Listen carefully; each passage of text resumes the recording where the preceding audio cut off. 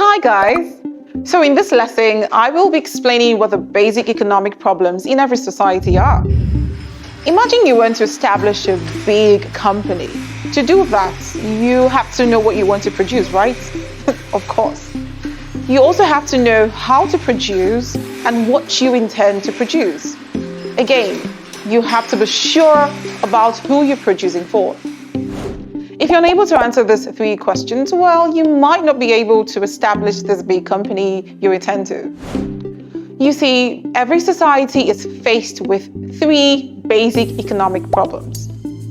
These include what to produce, how to produce, and for whom to produce. The question on what to produce is asked because of the limited resources available for production. And as we know, we cannot satisfy all the wants of people. Now let us imagine you want to cook a delicious meal.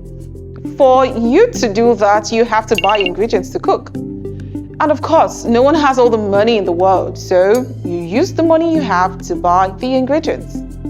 The money you have is known as a scarce resource because money is not always readily available. Well, unless you're the richest man in the world. Now, when you're done cooking, you have produced a commodity.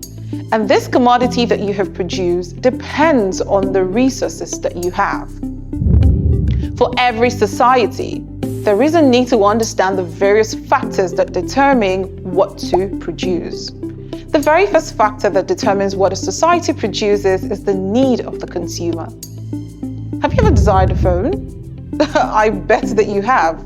You see, when producers know you desire a particular product, they tend to produce such a product.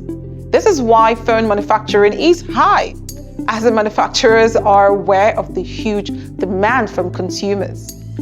The income of consumers are also taken into consideration. When producers feel that consumers are earning really high, they may decide to produce a variety of goods in order to make them make sales. In a society, the cost of production is important for what is going to be produced. So, producers most times produce goods and services with low cost of production to enable them, make profits. A good example of a product with a very low cost of production in Nigeria is the local broom. Household items such as mop sticks and dustpans also have low cost of production.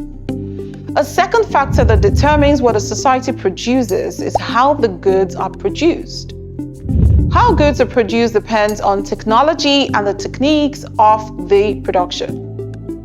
The problem of how to produce involves the decision on the number of labor to be used and the amount of capital to be used in production, and how capital and labor are used in the production process.